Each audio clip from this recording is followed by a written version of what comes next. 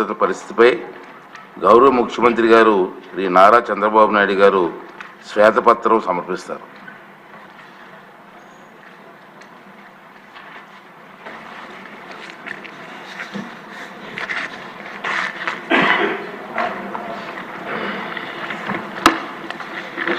అధ్యక్ష,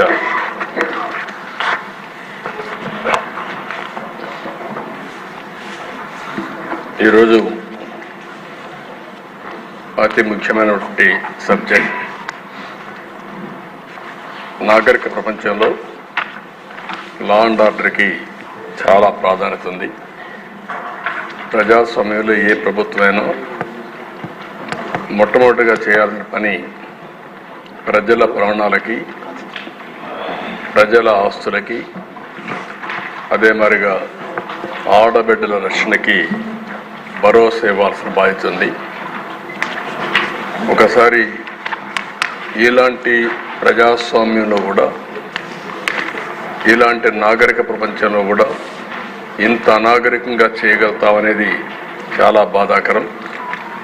గడిచిన 5 సంవత్సరాలు లా అండ్ ఆర్డర్ పైన ఈరోజు ఒక స్టేట్మెంట్ అనండి, లేకపోతే శ్వేతపత్రం అనండి, ప్రజల్లో చైతన్యం తేవడానికి ఈరోజు రిలీజ్ చేస్తున్న అధ్యక్ష. Next page. ప్రత్యేకంగా ఒక 5 అంశాలపై నేను ఫోకస్ చేస్తున్నాను. డీటెయిల్గా వచ్చినప్పుడు మీకు 1 by 1 ఎక్స్ప్లెయిన్ చేస్తాను తర్వాత. నెక్స్ట్ అధ్యక్ష, ఆంధ్రప్రదేశ్ పోలీసులు ఒక ప్రత్యేకత ఉంది. ఇదే పోలీసులు సమైక్య ఆంధ్రప్రదేశ్లో శాంతి భద్రతను చాలా పర్ఫెక్ట్గా చేశారు. మీరు కూడా ఆ రోజు మంత్రిగా, ఎమ్మెల్యేగా చూశారు. ఎన్ని ఒడుగుదొడుకులు వచ్చినా లా అండ్ ఆర్డర్ మెయింటైన్ చేసిన ఘనత ఆంధ్రప్రదేశ్ పోలీసులది. ఒకప్పుడు రాయలసీమలో ఫ్యాక్షన్ పాలిటిక్స్ ఉండేది. ఇక్కడ ఎమ్మెల్యేలు కూడా ఉన్నారు.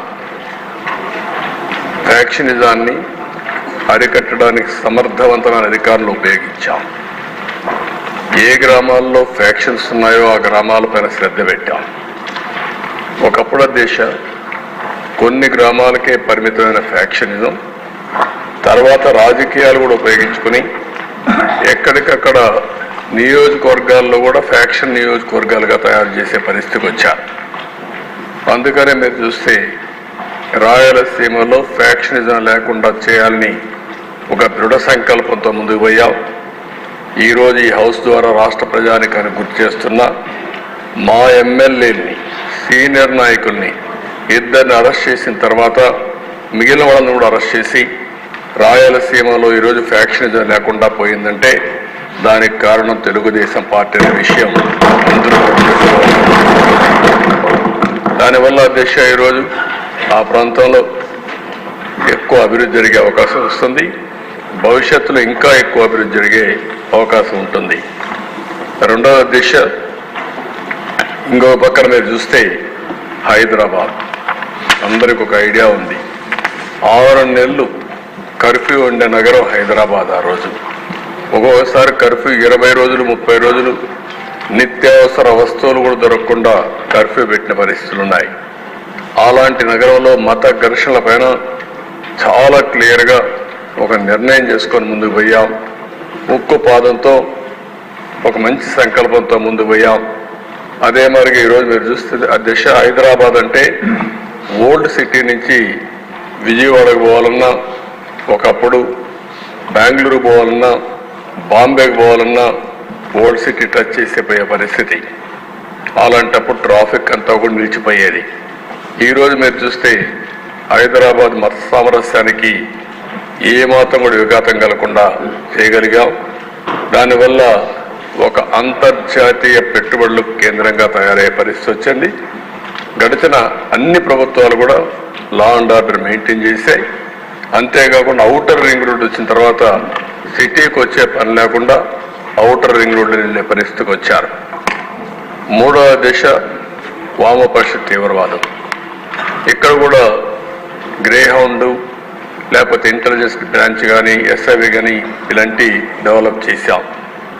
ఆ రోజు సిద్ధాంతపరంగా ఆలోచించిన తెలుగుదేశం పార్టీ ఏదైతే పేదరిక నిర్మూలన జరగాలి, కానీ ఈ ఏదైతే వామపక్ష తీవ్రవాదం ఉందో, వైలెన్స్ ఉందో, ఈ నాగరిక ప్రపంచంలో మంచిది కాదని ముందుకు పోయాం.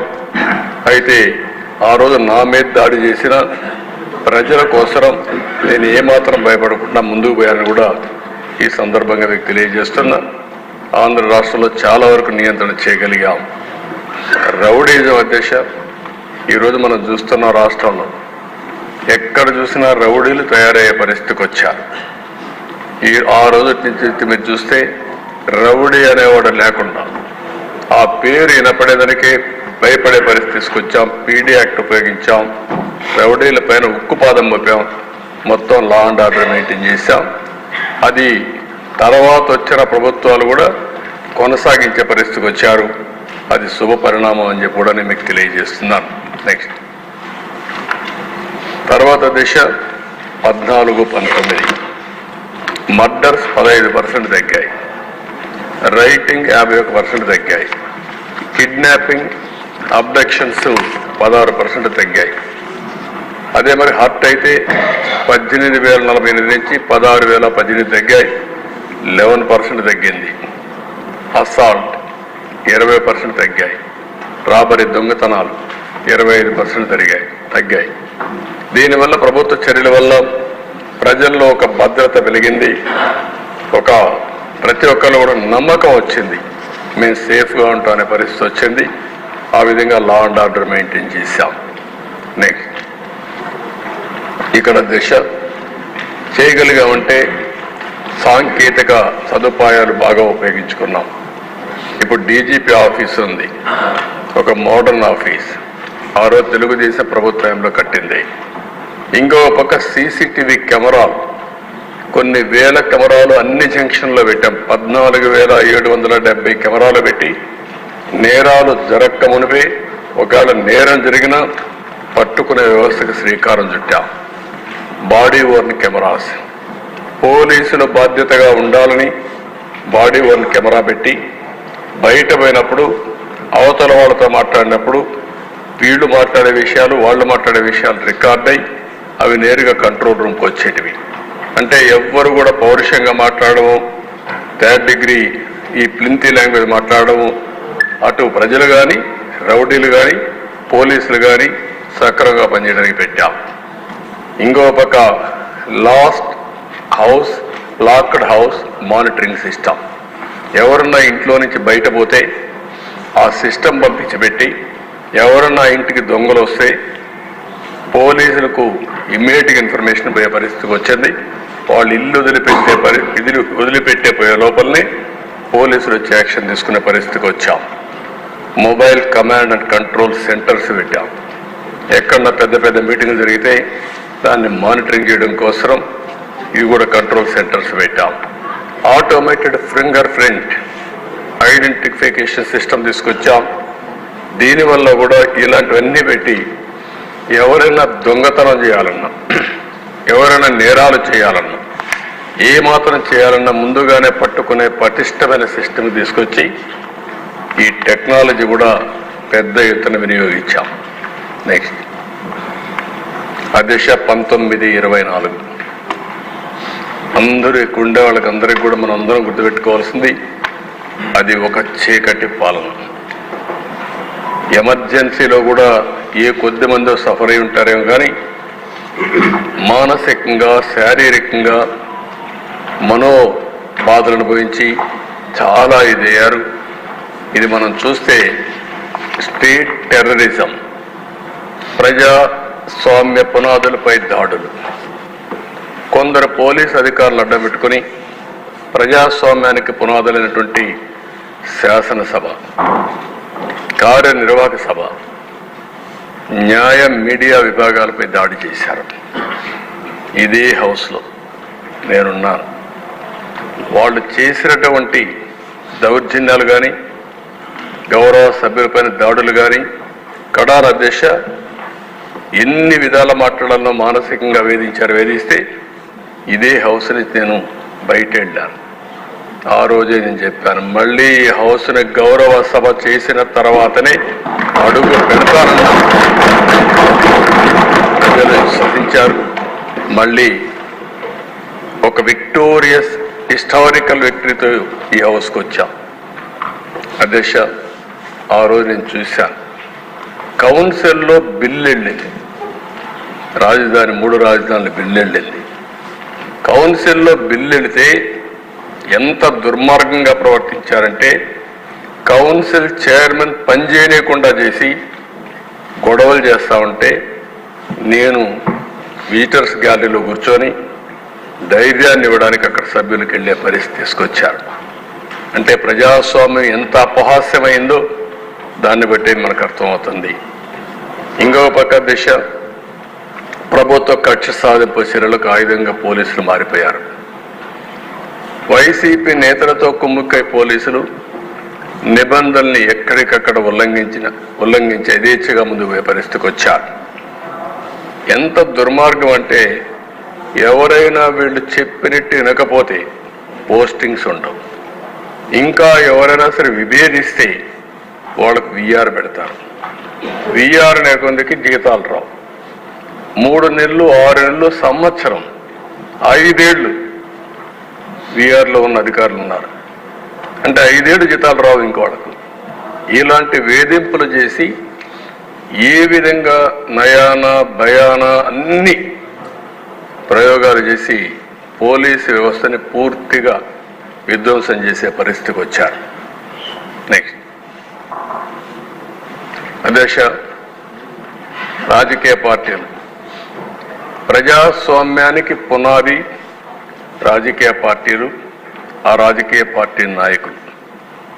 చిన్న పార్టీని కూడా ఎప్పుడైనా సరే విమర్శించాలన్నా, దాడి చేయాలన్నా భయపడేవాళ్ళం. అలాంటిది దేశ నా జీవితంలో నా మీద ఎవరు కేసులు పెట్టలేదు, కానీ ఈ 5 ఏళ్లలో 17 కేసులు పెట్టారు. నా 17 ఇంకా కూడా ఉన్నాయి, కొన్ని 17 కేసులు పెట్టారు. ఇంకొక పక్క ఒక కేసు అయితే నా మీద తెలంగాణ సమైక్య ఆంధ్రప్రదేశ్ ఉన్నప్పుడు బాబ్లీ విషయంలో మేము పోయినప్పుడు ఒక కేసు పెట్టారు తప్ప, అది కూడా పబ్లిక్ కోసం పోయినప్పుడు ఎక్కడ నాకు చిన్నప్పటి నుంచి కేసులు లేవు. కానీ వీళ్ళు వస్తానే 17 కేసులు పెట్టే పరిస్థితికి, చీటికి మాటికి కేసులు పెట్టే పరిస్థితికి వచ్చారు. జెడ్ కేటగిరీ ఉంటే మా ఇంటి పైన డ్రోన్ ఎగరేస్తారు. ఎల్జీ పాలిమర్ గ్యాస్ లీకేజీ పోవాలంటే విశాఖపట్నాన్ని తిరిగి పంపిస్తారు. చలో ఆత్మకూరు పోవాలంటే ఇంటికి గేటుకు తాళ్లు కట్టి నిర్బంధిస్తారు. ఎక్కడా నన్ను కదలనీయకుండా చేశారు. ఇకపోతే పవన్ కళ్యాణ్ గారు, ఆయన మీద 7 కేసులు పెట్టారు. రాజకీయ కార్యకలాపాలు పరిమితం చేసి వెంటనే అవన్నీ కూడా ఏం చేయకుండా చేసి వెంటనే విశాఖపట్నం నుంచి వెళ్ళిపోమని నోటీస్ ఇచ్చి మరీ పంపించారు. బలవంతంగా హోటల్ నుంచి వెకేట్ చేసి బయట వెళ్ళే వరకు వెంటాడారు. వైసీపీ నేతలు వాళ్ళ యొక్క మాటలు చూసే దేశ, ఇది ఒక ఫోటో. ఆయన కోపం వచ్చి ఏదైతే నన్ను అరెస్ట్ చేసే మునుపు నేరుగా వస్తా ఉంటే వీళ్ళు అడ్డం పడితే రోడ్డు మీదనే పడుకొని నిరసన తెలియజేసే పరిస్థితికి వచ్చామంటే ప్రజాస్వామ్యంలో ఎంత దారుణంగా ఉందో మనం అర్థం చేసుకోవాల్సిన అవసరం ఉంది. ఇవన్నీ అధ్యక్ష, ఆ తాళ్ళుగడ్డ అన్నీ మీకు చూపించాం. నెక్స్ట్, ప్రతిపక్ష రాజకీయ పార్టీలు అణచివేసేదానికి మీరు చూస్తే ఇక్కడి నుంచి బోండా ఉమా గారు ఉన్నారు. ఇంకో పక్క ఆనాటి ఎమ్మెల్సీ బుద్ధా వెంకన్న మాచర్లకు వెళ్ళారు. కిషోర్ని ఒక అడ్వకేట్. అక్కడ ఎలక్షన్లు జరుగుతున్నాయి. నామినేషన్ సక్రమంగా వేయించడం కోసం వెళ్తే వీళ్ళ మీద దాడి చేసి కడాన వాళ్ళు ఎవ్వరూ సెక్యూరిటీ ఇవ్వకపోతే ఎక్కడో ప్రకాశం జిల్లా అవన్నీ తిరిగి తప్పించుకొని ఫైనల్గా విజయవాడకు వచ్చే పరిస్థితి తీసుకొచ్చారు. ఇంకొక పక్కన మీరు చూస్తే అధ్యక్ష, లోకేష్ జనరల్ సెక్రటరీగా ఆయన పాదయాత్ర చేస్తే యువగళం ముందు పోతే మైక్ ఇవ్వకుండా, కనీసం బెంచ్ కూడా ఇవ్వకుండా, కూర్చోనివ్వకుండా వెంటాడే పరిస్థితికి వచ్చారు. రాజమండ్రిలో గోదావరి వంతెన మూసేశారు. ఇది కొత్త విధానాలకు శ్రీకారం చుట్టారు. ఇష్టానుసారంగా చేసే పరిస్థితికి వచ్చారు. ఇక్కడ Disha JC Prabhakar Reddy highest number of cases 43 అంటున్నారు, ఇప్పుడు 66 అంటున్నారు. అవన్నీ కూడా దగ్గర చాలా కేసులు పెట్టే పరిస్థితికి వచ్చారు.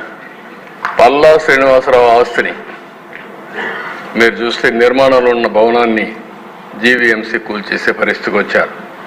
అవన్నీ అట్రాసిటీ చేశారు కాబట్టి మన ఎలక్షన్లో హైయెస్ట్ మెజారిటీ స్టేట్లో వచ్చిందంటే పల్లా శ్రీనివాస్కి వచ్చే పరిస్థితి వచ్చింది. అంత వరకు మన పవన్ కళ్యాణ్ గారు కూడా అక్కడ పోటీ చేశారు కాబట్టి అది కూడా ఆయనకు ఉపయోగపడింది. ఇద్దరు మెజారిటీ, బ్రహ్మాండమైన మెజారిటీ వచ్చే పరిస్థితి వచ్చింది. శ్రీమతి ఆదిరెడ్డి భవాని కుటుంబం చిట్ ఫండ్ వ్యాపారం, ఆ వ్యాపారాన్ని దెబ్బతీయడానికి వాళ్ళ మామైనటువంటి అప్పారావుని మన ఎమ్మెల్యే రాజమండ్రి వీళ్ళని అరెస్ట్ చేసే పరిస్థితికి వచ్చారు, జైల్లో పెట్టే పరిస్థితికి వచ్చారు. పత్తిపాటి పుల్లారావు ఎన్నికల్లో అడ్డంకులు సృష్టించడం కోసం ల్యాండ్ పోలింగ్ కింద ఒక ఇది ఉంటుంది దాని చేసి కొడుకును అరెస్ట్ చేసే పరిస్థితికి వచ్చారు. ఇంకొక పక్కన పులివెందల్లో ప్రతిపక్ష నాయకుడి పైన, ఈరోజు ప్రతిపక్ష నాయకుడు కూడా కాదు, ఆనాటి ముఖ్యమంత్రి పైన పోటీ చేసిన అభ్యర్థి రవీంద్రనాథ్ రెడ్డి కేసు పెట్టి జైల్లో పెట్టారు. ధూళిపాల నరేంద్ర సంఘం డైరీలో అవకతవకలు జరగకపోయినా జరిగినాయని కేసులు పెట్టి జైల్లో పెట్టే పరిస్థితికి వచ్చారు. కోన రవికుమార్ ప్రభుత్వ అధికారులపై దాడి చేశారని కేసులు పెట్టారు. చంద్రమోహన్ రెడ్డి ఫోర్జరీ కేసు నమోదు చేసి ఆ కేసు మీద ఆయన దేశంపై అరెస్ట్ చేసే పరిస్థితికి వచ్చారు. అదృష్టవశాత్తు అరెస్ట్ కాకుండా బయట వచ్చాడు. గౌతు శిరీష, పంచమర్తి అనురాధ, శ్రీమతి భవాని, ఆదిరెడ్డి భవాని సోషల్ మీడియాలో ఎన్ని అసభ్యకర ఇది పెట్టాలని అన్నీ పెట్టారు. కానీ ఎన్నిసార్లు చెప్పినా యాక్షన్ కూడా తీసుకోలేని పరిస్థితి. నెక్స్ట్ అధ్యక్ష, ఎంత దారుణంగా చేశారంటే ఇక్కడే స్పీకర్గా పనిచేసినటువంటి కోడెళ్ల శివప్రసాదరావు అందరూ కూడా ఆయన్ని పల్నాడు పులిగా పిలిచేవారు, అందరికంటే ధైర్యస్తుడిగా పిలిచేవాళ్ళు. అలాంటి వ్యక్తి మీద 18 కేసులు పెట్టారు. నేను అడుగుతున్నా, ఏదో ఫర్నిచర్ని ఆయన మిస్యూజ్ చేశాడని ఆ ఫర్నిచర్ తిరిగి ఇవ్వలేదని కేసు. ఇప్పుడు నేను అడుగుతున్న ఈనాటి ముఖ్యమంత్రి, ఆనాటి ముఖ్యమంత్రి, ఇప్పుడు కూడా ఆయన ఇంట్లో ఫర్నిచర్ ఉంది, గవర్నమెంట్ ఫర్నిచర్ ఉంది.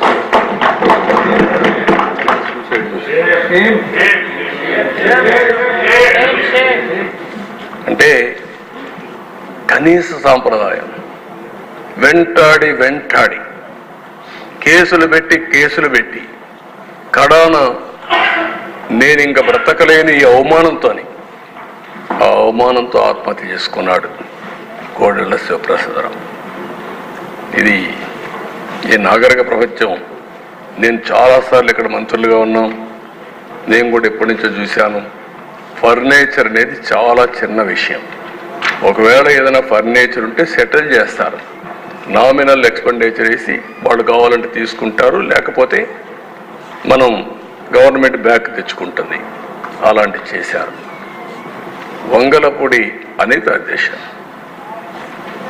పులివెందల్లో అక్కడ ఒక మహిళని రేప్ చేసి ప్రొటెస్ట్ చేయడానికి పోతే ఆ అమ్మాయి పైన ఎస్సీ ఎస్టీ అట్రాసిటీ యాక్ట్ పెడతారు. ఎస్సీ పైన ఎస్సీ ఎస్టీ అట్రాసిటీ యాక్ట్ పెట్టే ప్రభుత్వం ఇది. ఇక్కడ ఇంకొక ఎమ్మెల్యే కూడా ఉన్నాడు, మన మడకసిర ఎమ్మెల్యే రాజు, ఆయన కూడా ఉన్నాడు ఆ కేసులో. అయ్యాను సరే అధ్యక్ష, మీ మీద ఎస్సీ ఎస్టీ అట్రాసిటీ యాక్ట్ పెట్టారు, కడాన అటెంప్ట్ రేపు కూడా కేసు పెట్టారు మీ మీద. ఏం చెప్పాలి అధ్యక్ష, ఉన్మాదానికి పరాకాష్ట ఇవన్నీ. You are the senior most leader of the state. మీ సీనియారిటీకైనా గౌరవం ఇచ్చి ఉండాలి. ఈరోజు బుచ్చయ్య చౌదరి తర్వాత ఈ అసెంబ్లీలో సీనియర్ మోస్ట్ అంటే అది మీరే ఉన్నారంటే అది ప్రజలు మీ మీద పెట్టుకున్న నమ్మకం. దీనికి ఇన్ని సంవత్సరాలుగా మీ జీవితంలో మీరు ప్రవర్తించిన తీరు, మీ నడవడిక, అలాంటి వ్యక్తి పైన కేసులు పెట్టే పరిస్థితికి వచ్చారు. దేవినేని ఉమా, రిజర్వ్ అటవీ ప్రాంతంలో అక్రమ క్వారీయింగ్ జరిగిందంటే ఆయన పైన కేసులు పెట్టే పరిస్థితికి వచ్చారు. అశోక్ గజపతిరాజు, రామతీర్థం, వాళ్ళ పూర్వీకులు కట్టించిన టెంపుల్, రాముడి తలదీసేశారు. ఇదే అన్యాయం అని వస్తే ఆయన మీద కేసు పెడతారు. ఇంకా అచ్చెన్నాయుడు గారు, పోలీసులు, ఆనాటి పోలీసులు గోడ దూకి ఇంట్లోకి వెళ్ళి ఫైల్స్ ఆపరేషన్ చేసుకున్నాడు. ఫైల్స్ ఆపరేషన్ చేసుకున్న వ్యక్తిని 600 కిలోమీటర్లు తీసుకొచ్చారు నాన్ స్టాప్గా. అంటే ఎంత ఇన్హ్యూమనో దీన్ని బట్టి మనకు అర్థమవుతుంది దిశ. పొంగూరు నారాయణ, ఆయనకి ఏం సంబంధం లేదు, ఆ కాలేజీ కూడా సంబంధం లేదు, ఆయనే ఫౌండర్ ఉండొచ్చు, ఇప్పుడు పెట్టాడు. క్వశ్చన్ పేపర్ లీక్ అయిందని దానికి సంబంధం లేని దానికి ఆయన కేసు పెట్టి మొత్తం రాత్రింబగుళ్ళు ఎక్కడెక్కడో హైదరాబాద్లో ఉంటే ఆ దిశ ఉన్న పడంగా దొంగను పట్టుకొచ్చారు. దొంగను కూడా పట్టుకురావాలంటే కొంచెం జాగ్రత్తలు తీసుకుంటాం, కానీ అది కూడా లేకుండా కారులో పోతా ఉంటే కిడ్నాప్ చేసినట్టు కిడ్నాప్ చేసి తీసుకొచ్చి ఇష్టానుసారంగా దిప్పే పరిస్థితికి వచ్చారు. ఇంకా రఘురామకృష్ణరాజు, ఆయన విమర్శలు, ఆయన ఆ పార్టీలో ఉన్నాడు. ఆ రోజు ప్రజాస్వామ్యం ఎంత ఇది ఉందంటే ఆయన ఏదో 2 విషయాల్లో డిఫర్ అయ్యాడని పోలీసులు అరెస్ట్ చేసి లాకప్లో చిత్రహింసలు పెట్టి కడాన ఆయన్ని ఎన్ని విధాలు చేయాలని ఆ రోజు చెప్పేవారు. అదే చూడాలి, అవన్నీ కన్ఫర్మేషన్ రావాలి. కానీ ఆయన లాకప్లో పెట్టి కొడతా ఉంటే ఆనాటి ముఖ్యమంత్రి ఆ ఫోటోలో చూసి, వీడియో చూసి పైశాచిక ఆనందం పొందారంటే ఇంకేమన్నా అధ్యక్షతని, ఏం మనుషులు వీళ్ళు? అంటే ఒక ఎంపీని తర్వాత ఏదో ఆ రోజు సుప్రీంకోర్టు ఏదో ఆర్డర్ వచ్చింది, హైదరాబాద్లో మిలిటరీ హాస్పిటల్ పంపించారు, వాళ్ళు కూడా ప్రూవ్ చేశారు. తర్వాత దిశ ఒక ఎంపీ 5 సంవత్సరాలు నియోజకవర్గానికి పోని ఎంపీ ఈ దేశంలో ఎవరన్నా ఉన్నారంటే అది కూడా ఒక రికార్డ్, రఘురామకృష్ణరాజు. ఎవరు ఉండరు అధ్యక్ష. అంటే ఒక ఎంపీకి సొంత నియోజకవర్గంలో కూడా సెక్యూరిటీ లేదు, వెళ్ళలేడు. ప్రధానమంత్రి వచ్చాడు అధ్యక్ష. ఆయన పాప హైదరాబాద్ నుంచి రావడానికి ఆ రోజు ట్రైన్లో బయలుదేరాడు. బయలుదేరితే బేగంపేటకు వచ్చిన తర్వాత ఆయనకు మెసేజ్ వచ్చింది, నువ్వు ఈ ట్రైన్లో పోవద్దు, ఈ ట్రైన్లో పోతే నీ భోగి ఏదైతే ఉందో దానికి అగ్గిపెట్టి చంపేస్తారంటే సత్యనపల్లి దగ్గర ప్లేస్ కూడా చెప్పి పలాని ప్లేస్లో వాళ్ళు రెడీగా ఉన్నారు, ఇది యాక్సిడెంట్ కింద క్రియేట్ చేస్తారు అంటే బేగంపేటలో దిగి వెళ్ళిపోయారంటే అది కూడా ప్రధానమంత్రి ప్రోగ్రామ్ కూడా పోలేకపోయిన పరిస్థితి ఒక ఎంపీకి ఉందంటే ఇంకా లా అండ్ ఆర్డర్ ఎక్కడుంది దిశ. నెక్స్ట్ ఇది కొన్ని ఎగ్జాంపుల్స్ దిశ. కొమ్మారెడ్డి పట్టాపైన దాడి, ఆ కాళ్లపైన చూడనట్టు కొట్టారు. ఇంకో పక్క బ్రహ్మారెడ్డి, ఆ రోజు ప్రతిపక్షంలో ఉండే ఒక సభ్యుడు మా ఇంటి మీదకి వచ్చాడు. ఎక్స్ప్లెనేషన్ ఏంటో దిశ, నా అపాయింట్మెంట్ కోసం కర్రలు వేసుకొని వచ్చాడంట. అంటే ఎంత అసమార్థం కాదు. నేను ప్రతిపక్ష నాయకుడిని, నువ్వు ఒక వేరే పార్టీ ఇదివి, మా ఇంటికి నువ్వు ఎందుకు రావాలి? వస్తే ముందు నాకు చెప్పాలి, నా పర్మిషన్ తీసుకోవాలి. కనీసం చెప్పకుండా వచ్చి ఇది చేస్తే ఆనాటి డీజీపీ ఒక మాట అంటాడు దిశ, నేను అమరావతికి వస్తామంటే నా మీద చెప్పులు రాళ్లతో దాడి చేశారు. ఆయన స్టేట్మెంట్ ఇస్తాడు డీజీపీ. ప్రజాస్వామ్యంలో ప్రజలకు కోపం వచ్చినప్పుడు భావ స్వేచ్ఛ ఉందని ఒక స్టేట్మెంట్ ఇస్తాడు డీజీపీ. అదే మరి దీనిపైన కూడా వాళ్ళు స్టేట్మెంట్ ఇచ్చే పరిస్థితికి వచ్చారు. మొన్నే పుంగనూరులో రామచంద్ర యాదవ్ ఇంటిపైన దాడి చేయడం, టీడీపీ నేత గాంధీ ఇంటిపైన దాడి చేసి ఆయన కన్ను పోగొట్టడం, ఇవన్నీ కూడా దిశ కొన్ని సంఘటనలు నేను పెడుతున్నా, కొన్ని వందల సంఘటనలు ఇలాంటి జరిగాయి. నెక్స్ట్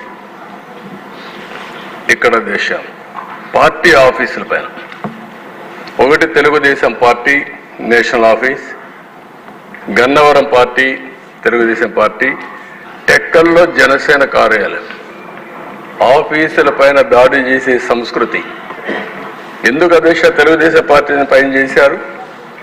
గంజాయి పెరిగిపోయింది, డ్రగ్స్ పెరిగిపోయినాయి అని నిరసన తెలియజేసి ప్రెస్ కాన్ఫరెన్స్ పెడితే మీరు ప్రెస్ కాన్ఫరెన్స్ పెడతారా అని చెప్పి దాడి చేసే పరిస్థితికి వచ్చారు అధ్యక్ష. దానిపైన 2 రోజులు నేను నిరసన చేశాను, ఢిల్లీకి పోయి కూడా రిప్రజెంట్ చేశాను. నిన్నటి వరకు కేసు పెట్టే పరిస్థితి లేకుండా ఇప్పుడు కేసులు పెట్టే పరిస్థితికి వచ్చాం.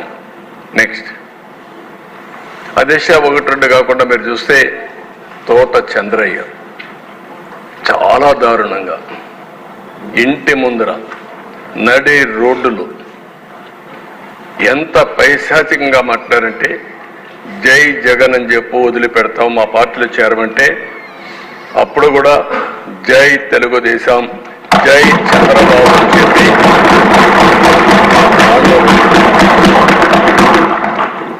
చాలా కర్కోశంగా మెడ మీద కత్తి పెట్టి నరికేశారు. అయినా కూడా ప్రాణత్యాగం చేశాడు కానీ రాజీ పడలేదు. అలాంటి కార్యకర్తలు కూడా ఉన్నారంటే మనం గుర్తుపెట్టుకోవాలి. రాజకీయంలో మనం అందరం ఈ విలువలు కాపాడుకోగలిగామంటే అలాంటి కార్యకర్తలే కారణం. కంచర్ల జాలయ్యని టీడీపీ కార్యకర్తని పల్నాడులో దారుణంగా చంపేశారు. కడప జిల్లా ప్రొద్దుటూరులో నందం సుబ్బయ్య అవినీతి జరిగిందంటే ఆ సైట్ దగ్గరికి పోయి ఆయన ప్రెస్ కాన్ఫరెన్స్ చెప్తే అతని దారుణంగా ఆనాటి ఎమ్మెల్యే దాడి చేపించి చంపించే పరిస్థితికి వచ్చారు. ప్రకాశం జిల్లా సిద్ధవరంలో పి మునుస్వామి, అదే మరిగా గుంటూరు టీడీపీ యువనేత షేక్ హుస్సేన్ పైన దాడి చేసి చంపారు. ఇంకో పక్కన అధ్యక్ష ఇద్దనపూడిలో కారుమంచి చౌదరి పైన దాడి చేసి చంపేసే పరిస్థితికి వచ్చారు. శ్రీనివాసులు రెడ్డి వైసీపీ గుండాలు కిడ్నాప్ చేసి చంపేశారు. పల్నాడులో ఎమ్మెల్యే వెంకటలక్ష్మి పైన, శేషగిరి పైన, అక్కడ మాణిక్యరావుని వీళ్ళందరిపైన దాడులు చేసి మొన్న కూడా విపరీతంగా హింసించే పరిస్థితికి వచ్చారు. నేను అడుగుతున్న ఈ సందర్భంగా వాళ్ళ పార్టీకి సంబంధించిన 2 కార్యకర్తలు మొన్న గంజాయి దాగి ఆ గంజాయి మత్తులో చంపాడని వాళ్ళ మాజీ ఎమ్మెల్యే ఒప్పుకుంటే దానిపైన ఈ మాజీ ముఖ్యమంత్రి ఢిల్లీకి వెళ్ళి లా అండ్ ఆర్డర్ ఫెయిల్ అయిందని చెప్పే పరిస్థితికి వచ్చాడు. నేను అడుగుతున్న ఈ సంఘటనల పైన ఒక్కరోజు సమీక్ష చేసిన దాఖలాలు ఉన్నాయా అని సమాధానం చెప్పమని అడుగుతున్నా. అంటే రాజకీయం ఎంత దుర్మార్గంగా చేస్తుంటే నేను రాజకీయాలకు భయపడే దిశ. నిన్న కూడా చెప్పాను, లా అండ్ ఆర్డర్ మెయింటైన్ చేయడం మన ప్రభుత్వం ఎన్డీఏ ప్రభుత్వం యొక్క బాధ్యత. తప్పకుండా మెయింటైన్ చేస్తాం. తప్పుడు రాజకీయాలు చేస్తే మాత్రం ఏమాత్రం లెక్క పెట్టుకోమని చెప్పి కూడా నేను మీకు తెలియజేస్తున్నా. నెక్స్ట్ అధ్యక్ష ఒక్కసారి మీరు చూస్తే ఎన్ని కేసులు పెట్టారంటే ప్రతిపక్ష రాజకీయ పార్టీ కార్యకలాపాలు నియంత్రించడానికి జీవో నెంబర్ 1 జీవో తీసుకొచ్చారు. మనం ఎక్కడ పోయినా మీటింగ్లు పెట్టకూడదు. ఆ జీవో వల్ల మీడియా కూడా వాళ్ళపైన జీవో తీసుకొచ్చి వాళ్ళ నియంత్రణ చేశారు. ఇంకొక పక్కన అధ్యక్ష 591 కేసులు పెట్టారు. అరెస్ట్ అయిన టీడీపీ నేతలు 122, పార్టీ శ్రేణులపై నమోదు చేసిన కేసులు 1969, పార్టీ శ్రేణుల అరెస్టు 2370, పార్టీ నేతలు కార్యకర్తలు నమోదు చేసిన మొత్తం కేసులు 2560 కేసులు పెట్టారు. జనసేన పైన 24, పార్టీ శ్రేణులపై నమోదు 181, పార్టీ శ్రేణుల అరెస్టులు వచ్చి 71, 205 మంది పార్టీ నేతలు కార్యకర్తలపై కేసులు పెట్టే పరిస్థితికి వచ్చారు. బీజేపీ పైన 16 పెట్టారు, 1 అరెస్ట్ చేశారు. 57 పార్టీ శ్రేణులపైన కేసులు పెట్టారు. పార్టీ శ్రేణుల అరెస్ట్ కూడా 31 మంది చేశారు. మొత్తం 73 కేసులు పెట్టారు. సిపిఎం, సిపిఐ, కాంగ్రెస్, బిఎస్పి అన్ని రాజకీయ పార్టీల పైన ఎవరిని వదిలిపెట్టే పరిస్థితులు లేవు. అంటే ఏ కార్యక్రమాలు చేయకుండా కడాన హౌస్ కూడా అరెస్ట్ చేసి నిర్బంధించే పరిస్థితికి వచ్చారు. చాలా దుర్మార్గంగా చేశారు. నెక్స్ట్ అధ్యక్ష ఒక రఫ్గా పెట్టాం, ఇంకా కొన్ని మిస్ అయి ఉంటాయి. Starting with Prabhakar Reddy ex-MLA 66 కేసులు, ఆయన మీద అయితే 46 సార్లు అరెస్ట్ చేశారు, 12 సార్లు 41A నోటీస్ ఇచ్చారు. చింతనేని ప్రభాకర్ 48 కేసులు పెట్టారు, 15 సార్లు అరెస్ట్ చేశారు, 19 సార్లు 41A ఇచ్చారు. పులివర్తి నాని 31, ఉమా 27, రామచంద్ర యాదవ్ 27, నిమ్మల రామానాయుడు 20, నల్లమల్లి రామకృష్ణారెడ్డి ఇక్కడే ఉన్నాడు, జైల్లో పెట్టారు, 19 కేసులు పెట్టారు. చదలవాడ అరవింద్ బాబు 17, నా మీద 17, లోకేష్ మీద 17, ఆంజనేయులు 17, అయ్యన పాత్రుడు 17, జోడిపాల నరేంద్ర 16. స్కోర్స్ అధ్యక్ష ఇవన్నీ రేటింగ్ అనమాట. అంతవరకు ఒక్క కేసు లేని వాళ్ళ పైన ఈ కేసులన్నీ పెట్టి కొల్లూరు రవీంద్ర 15, కోన రవికుమార్ 15, పరిటాల శ్రీరామ్ 14, కాలువ శ్రీనివాసులు 14, పత్తిపాటి పుల్లారావు 13, అచ్చెన్నాయుడు 12, సోమిరెడ్డి చంద్రమోహన్ రెడ్డి 12, బోండా ఉమామహేశ్వరరావు 12, దామల జనార్దన్ 12, భూమా అఖిలప్రియ 12. ఈ కింది వాళ్ళిద్దరూ రఘురామకృష్ణరాజు 11, చినరాజప్ప 11, బాల వీరాంజనేయ స్వామి 10, రవీంద్రనాథ్ రెడ్డి 10, పట్టాభి 9, నక్కా ఆనందబాబు 9. నెక్స్ట్ అదే మరి బీసీ జనార్దన్ రెడ్డి 9, తెనాలి శ్రవణ్ కుమార్ 8, అదే నారాయణ 8, ఆదిరెడ్డి శ్రీనివాస్ 8, కొల్లిపూడి శ్రీనివాస్ 8, గొట్టిపాటి రవికుమార్ 7, ఎర్లగడ్డ వెంకట్రావు 7, వంగలపూటి అనిత నుంచి 6, సుభాష్ 6, నల్లారి కిషోర్ కుమార్ రెడ్డి 6, కందుల దుర్గేష్ 6, ఎడపత్ని శ్రీనివాసరావు 5, బ్రహ్మారెడ్డి 5, అదే మరి రాంప్రసాద్ రెడ్డి 5, ఆదినారాయణ రెడ్డి 4, సత్యనారాయణమూర్తి 4, రామకృష్ణ బాబు 4, శ్రావణ్ కుమార్ జడా 4, కోటంరెడ్డి శ్రీధర్ రెడ్డి 3, పల్లా శ్రీనివాస్ 3, పవన్ కళ్యాణ్ గారు అక్కడ 7 వచ్చాయి, ఇక్కడ 3 అంటున్నారు కదా, 2 టాలీ చేసుకోవాలి, రిజిస్టర్ చేసిన ఎన్ని ఉన్నాయని. అదే అశోక్ గజరాజ్ 2, షర్మిల 2, కడాని చెల్లిని కూడా వదిలిపెట్టలేదు. ఇక్కడ నేను చెప్పినట్టు కాకుండా కొన్ని కేసులు ఉన్నాయి, మీ మీద ఉన్నాయి. కేసులు పెట్టిన వాళ్ళు మీరు ఒకసారి లేండి.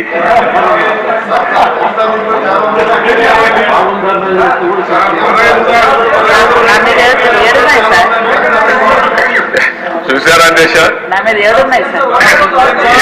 7 కేసులు ఉన్నాయి. అంటే రాజకీయ పోరాటం చేసిన వాళ్ళందరిపైన కేసులు పెట్టారు. అంటే ఇంకెప్పటికీ బయట రాకూడదు అనుకున్నారు, కానీ నేరుగా ప్రజలు ఆలోచించి అసెంబ్లీ పంపించారు అధ్యక్ష అందరినీ. మెజారిటీ మీరు చూశారు. ఆనాటి పాలనలో మనందరూ బాధితులే అసెంబ్లీ నుండి అందరూ. Thank you.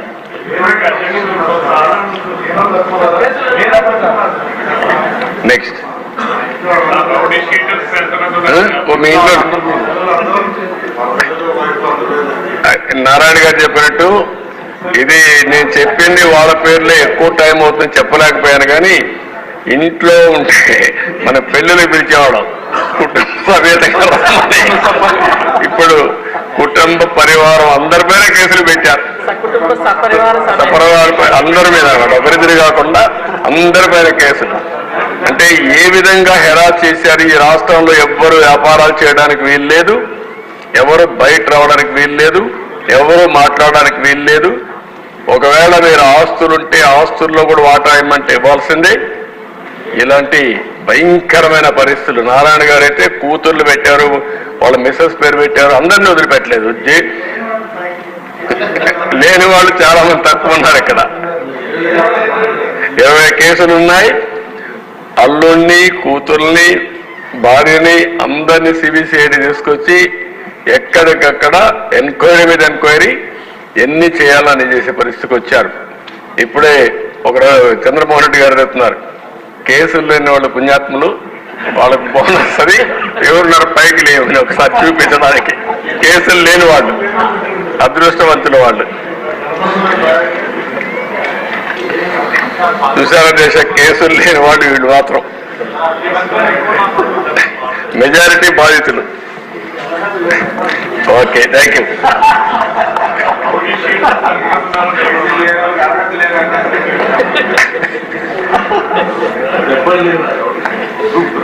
అధ్యక్ష, ఇది ఒక కేస్ స్టడీ అధ్యక్ష. అంగళ్ళు, ఇది తంబళపల్లి నియోజకవర్గం, పొంగునూరు 2. ఇది ఒక కేస్ స్టడీ. నేను ఈ రాష్ట్రంలో ఇరిగేషన్ ప్రాజెక్టులు నిర్వీర్యం చేశారు, అవినీతి విచ్చలవిడిగా పెరిగిపోయిందని 10 రోజులు కార్యక్రమం పెట్టుకొని రాష్ట్రం మొత్తం ప్రజా చైతన్యం కోసం బయలుదేరారు అధ్యక్ష. నేను అంగళ్ళకు వచ్చి అక్కడ జరిగిన మీరు ఒకసారి చూస్తే, ఒక ప్రాజెక్ట్ని ఇప్పటికే హంద్రీనేవా కాలువలు దవ్వుతున్నాం, ఇంకా పూర్తి కావాల్సి ఉంది. కానీ దానికి ప్యారలల్గా అది వదిలిపెట్టి దాన్ని పూర్తి చేయకుండా గండికోట నుంచి మళ్ళీ హంద్రీనేవాకి కాలువ తీసుకురావడానికి ఆనాటి మంత్రి పొంగునూరు ఎమ్మెల్యే అతని కంపెనీకి కాంట్రాక్ట్ ఇచ్చి పెద్ద ఎత్తున అవినీతి జరిగిందని అక్కడికి వెళ్ళాను అధ్యక్ష. అదే నేను చేసిన నేరం. ప్రతిపక్ష నాయకుడిగా నాకు అధికారం లేదు. అదే ఆనాటి పాలకుల యొక్క పెత్తందారి వ్యవస్థలో. నేను అక్కడికి వెళితే అంగళ్ళలో నేను వస్తా ఉంటే కర్రలు రాళ్లు పెట్టుకొని నన్ను అడ్డగించి నా మీద దాడి చేసి నా మీదనే కేసులు పెట్టారు అధ్యక్ష. నా ఒక్కరి మీద కాదు అధ్యక్ష, అక్కడ 6 కేసులు మీరు ఒకసారి చూస్తే, అంగళ్ళు సంఘటనలు 6, పొంగునూరు సంఘటనలు 7, మొత్తం రిజిస్టర్ చేసిన కేసుల్లో 286 మంది నిందితులు చూపించి అదర్స్ అనే పేరు పెట్టి 490 మంది అదనంగా కేసులు చేర్చారు దిశ. ఒక పెద్ద విచిత్రమైన పరిస్థితి. ఒక కేసు పెడతారు, 10 మంది ఎఫ్ఐఆర్ వేస్తారు, ఒక 5 మందిని వేస్తారు, అదర్స్ అంటారు. ఎవ్వరు దొరికితే లేకుంటే ఎవ్వరు రాజకీయ కార్యక్రమాలు చేస్తే వాళ్ళందరినీ అరెస్ట్ చేసుకుంటూ పోతూ ఉంటారు ఇంకా ఆ కేసుని. అదే జరిగింది ఇక్కడ మీరు చూస్తే. మొత్తం ఎఫ్ఐఆర్లో మీరు చూసినప్పుడు ఒక నెంబర్, కొత్తగా చేసినటువంటి నిందితులు ఇంకొక నెంబర్, అరెస్ట్ చేసింది ఒక పక్క, ముందస్తు బెయిల్. ఎంత టెర్రరైజ్ చేశారంటే ఆ 2 నియోజకవర్గాల్లో ఆ 2 సంఘటనల్లో దగ్గర 1000 మంది పైన 409 ప్లస్ 286. మీరు ఆ 2 చూసిన తర్వాత 600 మంది పైన కేసులు పెట్టారు. కేసులు లేనివాడు వెళ్ళాడు. చాలా మంది నెల, 2 నెలలు, 3 నెలలు, 6 నెలలు జైల్లో ఉన్నారు. ఎక్కడెక్కడో వెళ్ళిపోయి యాంటిసిపేటరీ బెయిల్ వచ్చిన తర్వాత తిరిగి వచ్చే పరిస్థితికి వచ్చారు. నెక్స్ట్ అధ్యక్ష, ఒక పక్క రాజకీయ నాయకులు, రాజకీయ పార్టీ కార్యకర్తల పైన, ఇంకొక పక్కన చూస్తే కరోనా సమయంలో మాస్క్ అడిగిన సుధాకర్, మంచి డాక్టర్, ఏ విధంగా చేశారో మీరు చూస్తున్నారు. సీనియర్ అధికారి, తర్వాత జడ్జి రామకృష్ణ పెద్దిరెడ్డి కుటుంబాన్ని విమర్శించారని ఆయన మీద దాడి చేసే పరిస్థితి. సీనియర్ ఐపీఎస్ అధికారి ఏబి వెంకటేశ్వరరావు 5 సంవత్సరాల పోస్టింగ్స్ ఇవ్వకుండా లాస్ట్ డే కోర్టు ఆర్డర్స్తో జాయిన్ చేసుకునే పరిస్థితి వచ్చింది. ఇంకొక పక్కన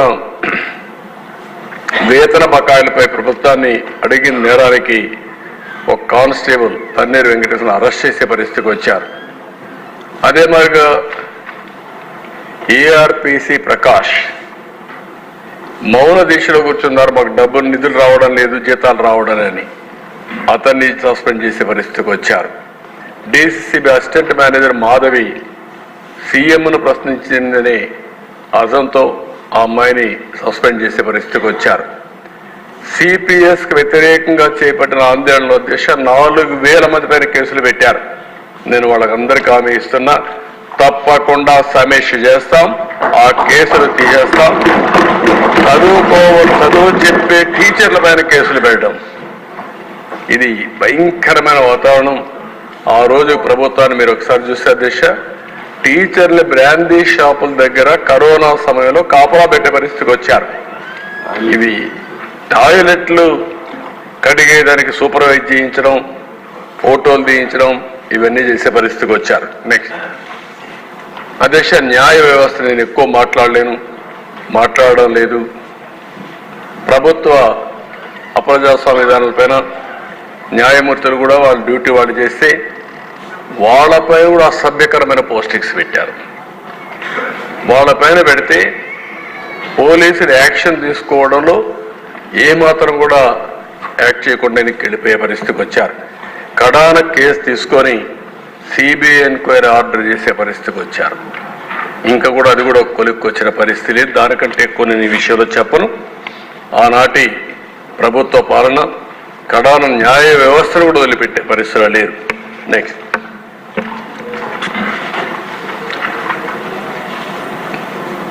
మీడియా పైన దిశ, మొన్నటి వరకు ఇక్కడ మీడియా కూడా ఆంక్షలు పెట్టి లోపల రానియని పరిస్థితి వచ్చింది.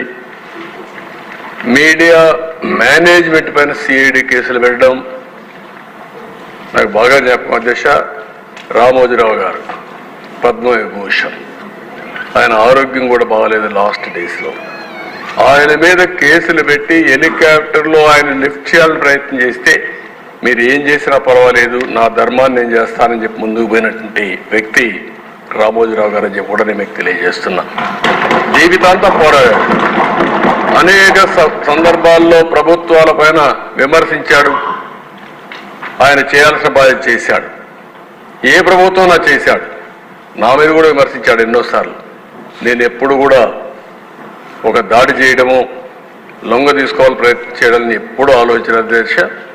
అదే మరి ఏబిఎన్, TV5 వాళ్ళను కూడా తీసుకొచ్చి సిబిసిఐడి ఆఫీసులో ఇంట్రాగేషన్ చేయడం, అవర్స్ టుగెదర్ కూర్చోబెట్టడం, ఎన్ని విధాలుగా చేయాలని చేసే పరిస్థితి వచ్చారు.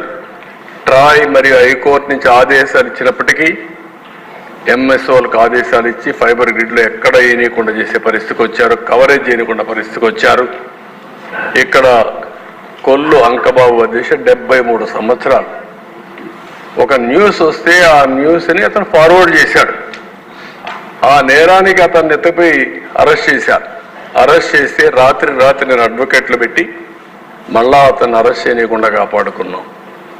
ఆయన ఒక్కడే కాకుండా అధ్యక్ష, TV5 bureau Ramesh, ETV cameraman Nagaraju, TV report మారేడు రాజా, రాముడు, TV5 సత్యనారాయణ, ఆంధ్రజ్యోతి, సూర్య, నాగార్జున రెడ్డి, ఈనాడు రిపోర్ట్ రమేష్, TV5 మూర్తి, వెంకటకృష్ణ, ఏబిఎన్, ఇంకా చాలా మంది ఉన్నారు అధ్యక్ష.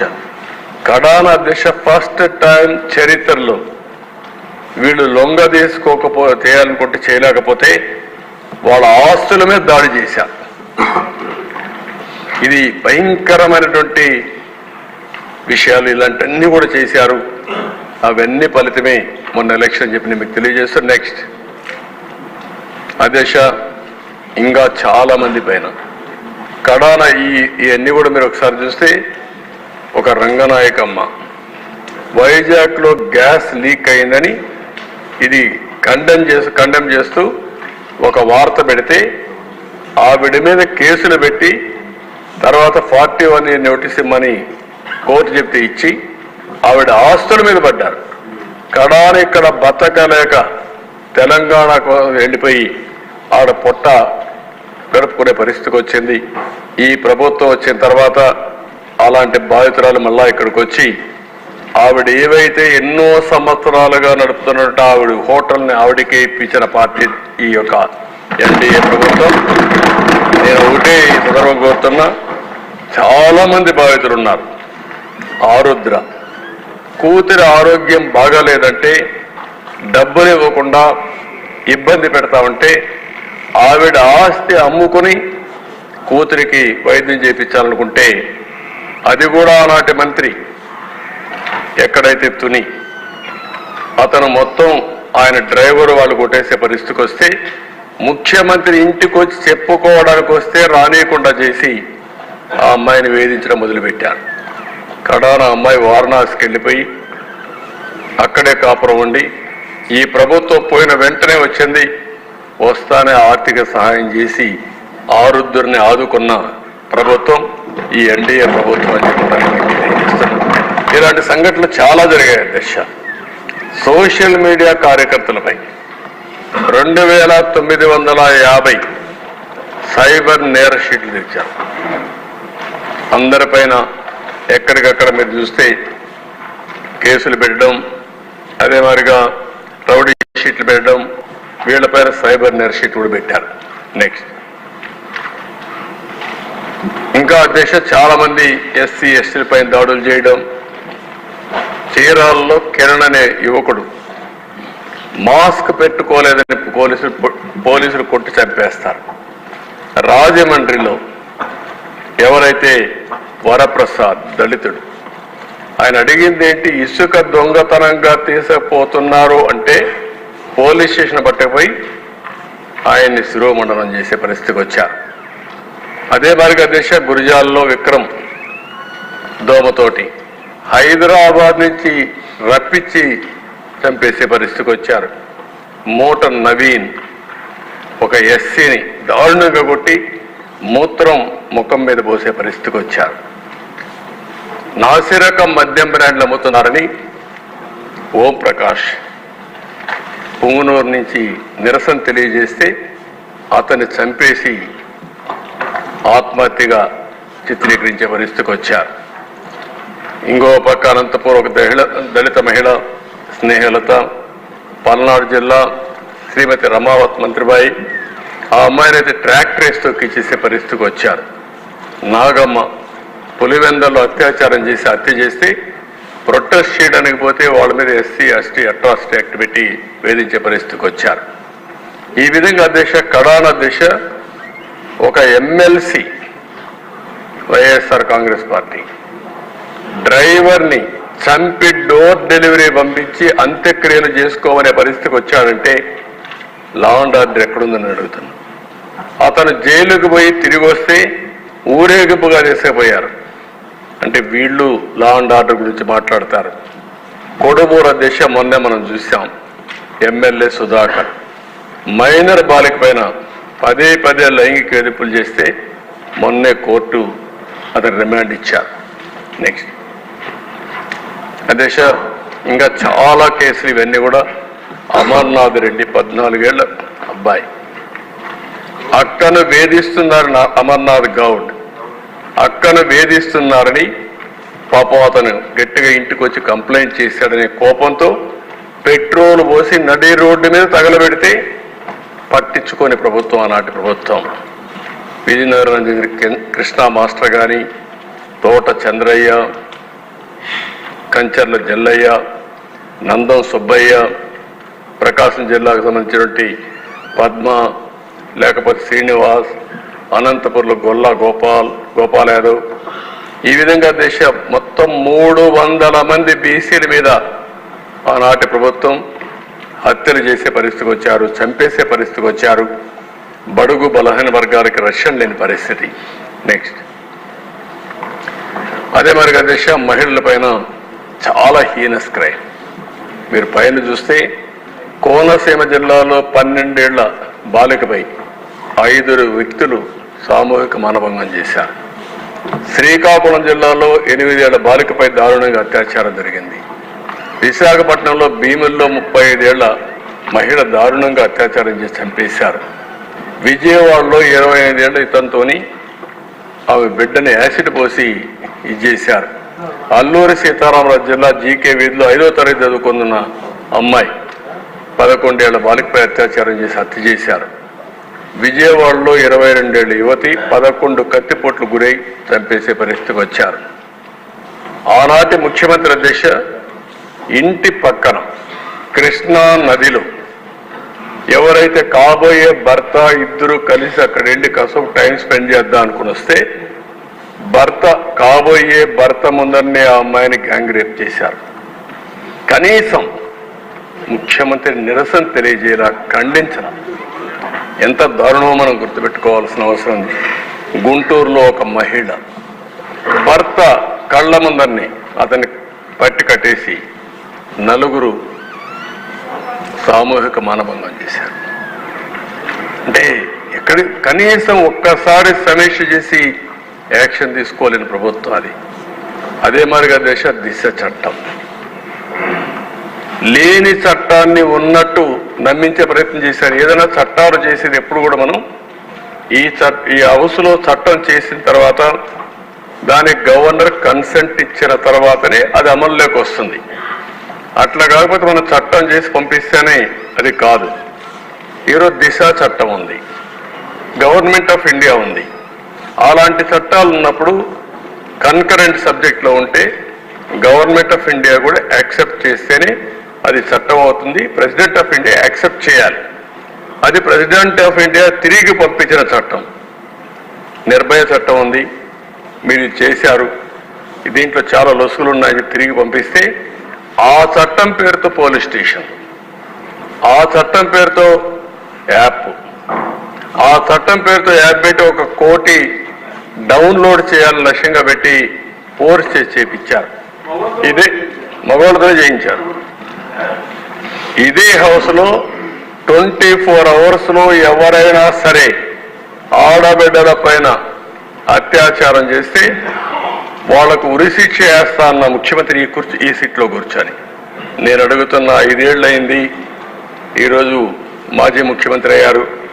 ఒక్కరిపైన చర్య తీసుకున్నారా సమాధానం చెప్పమని ఆనాటి ముఖ్యమంత్రిని క్వశ్చన్ చేస్తున్న దిశ.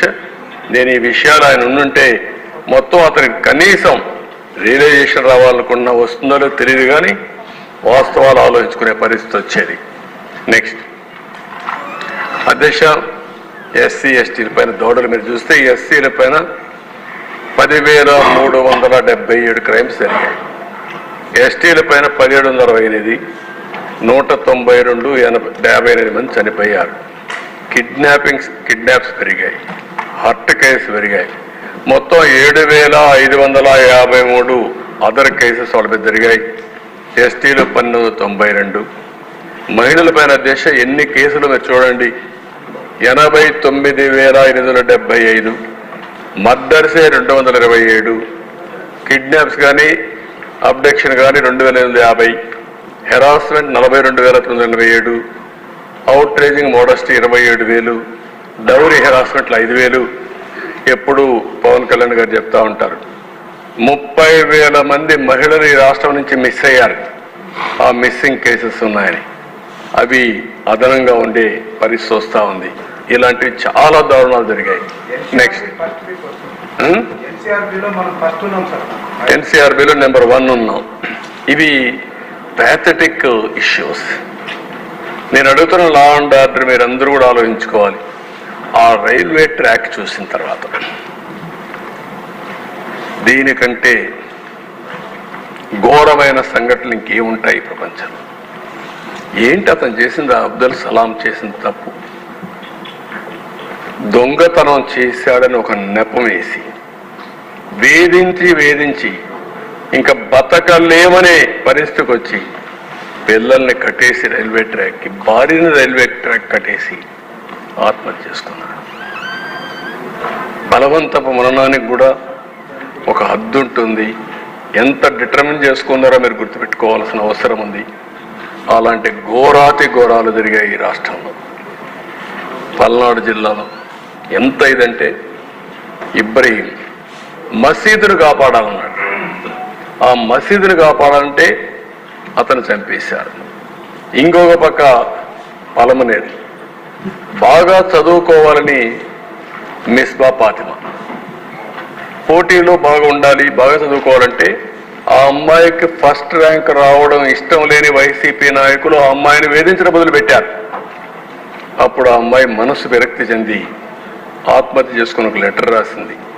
నా తండ్రికి అన్యాయం జరుగుతూ ఉంది, అందుకే నేను ఆలోచించాను, నేను ఫస్ట్ రావాలని నా తండ్రి కోరుకున్నాడు, కానీ వీళ్ళందరూ కలిసి నన్ను ఫస్ట్ రానియకుండా చేస్తున్నారు కాబట్టి నేను బతకదలుచుకోలేదు, నేను చచ్చిపోతున్నానని ఒక సూసైడ్ లెటర్ రాసి చనిపోయే పరిస్థితికి వచ్చింది. ఒక మైనారిటీ మహిళ ఆడబిడ్డ కష్టపడి చదువుకోవడానికి కూడా స్వేచ్ఛ లేని ప్రభుత్వం ఇది. స్కూల్ యాజమాన్యం పైన కూడా ఒత్తిడి తెచ్చేస్తాం మార్చండి. ఆ స్కూల్ యాజమాన్యం పైన కూడా ఒత్తిడి తెచ్చి ఆ పాప ఆ స్కూల్లో పంపించామన్నారు. ఆ స్కూల్ పైన కూడా ఆ స్కూల్ యాజమాన్యం పైన ఒత్తిడి తీసుకొచ్చి ఆ స్కూల్లో కూడా లేకుండా చేయమని, అంటే మార్కులు రాకుండా చేయాలి, చేంజ్ ఆఫ్ లొకేషన్ చేయాలి. ఇక అమరావతి ఎంత దారుణంగా చేశారో మనం చూస్తున్నాం. వాడు చేసిన పాపం అమరావతికి స్వచ్ఛందంగా ల్యాండ్ పూలింగ్లో భూమి ఇచ్చారు. 5 ఏళ్ళు 1631 రోజులు వేధించి వేధించి వెంటబడ్డారు. 269 కేసులు పెట్టారు. 2525 మంది రైతులను అరెస్ట్ చేశారు. ఎస్సీ ఎస్టీ అట్రాసిటీ యాక్ట్ పెట్టారు. తిరుపతికి ఇక్కడి నుంచి నేరుగా దేవుని దగ్గరికి పోతే మనం న్యాయస్థానం టు దేవస్థానం కార్యక్రమం పెట్టుకొని వెళితే నెల్లూరులో ఇవంతా భోజనం కూడా చేయనీయకుండా చేసి కడాన రోడ్డు మీద మట్టిలో కూర్చొని భోజనం చేసే పరిస్థితికి వచ్చారు. ఇంకో పక్క ఇక్కడి నుంచి శ్రీకాకుళం వరకు యాత్ర పెట్టుకోవాలని పోతా ఉంటే ఏదైతే ఈస్ట్ గోదావరి జిల్లాలో దాడులు చేసి కడాన పోనీయకుండా అడ్డపడి తిరిగి పంపించే పరిస్థితికి వచ్చారు. ఒక ప్రజాస్వామ్యంలో ప్రొటెస్ట్ చేసుకోవడానికి, శాంతియుతంగా ర్యాలీ చేసుకోవడానికి కూడా స్వేచ్ఛ లేకుండా చేసే పరిస్థితికి వచ్చారు. కడాన వాళ్ళు స్నానాలు చేసే బాత్రూముల పైన డ్రోన్స్ ఎగరేసే పరిస్థితికి వచ్చారు. అంటే ఎంత అరాచకమో అన్ని అరాచకాలు చేసే పరిస్థితికి వచ్చారు. నెక్స్ట్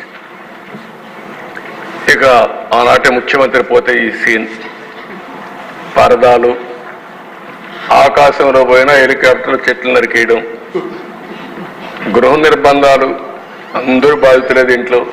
41A అది కూడా ఇవ్వరు, నేరుగా వస్తారు, మీరు కదలడానికి వెళ్ళలేదు, అందరినీ గృహ నిర్బంధం. కడాన ఆయన మీటింగ్లకు వస్తే చున్నీలు కూడా బ్లాక్ ఉండకూడదు, కొత్త అంటే నిరసన తెలియజేస్తారని, లోపలికి వచ్చి నిరసన తెలియజేస్తారనే ఉద్దేశంతో చున్నీలతో ఎవరైనా సరే బ్లాక్ చున్నీలు తీసుకొస్తే అవన్నీ బయట పెట్టించి వాళ్ళు లోపల పంపించిన రోజులు అవన్నీ. వీధుల్లో బ్యారికేడ్స్, షాపులన్నీ మూసేయాలి, కాలేజీలు స్కూల్స్ అన్నీ మూసేయాలి. అంటే ఎన్ని అరాచకాలు, అన్ని అరాచకాలు చేసే పరిస్థితికి వచ్చారు. నెక్స్ట్ నేను అందుకే అక్కడ వారు చెప్పాను, మనం అందరం కూడా ప్రజలకు సేవకులుగా ఉంటాం, ఎక్కడ కూడా పెత్తందారులు కాదు.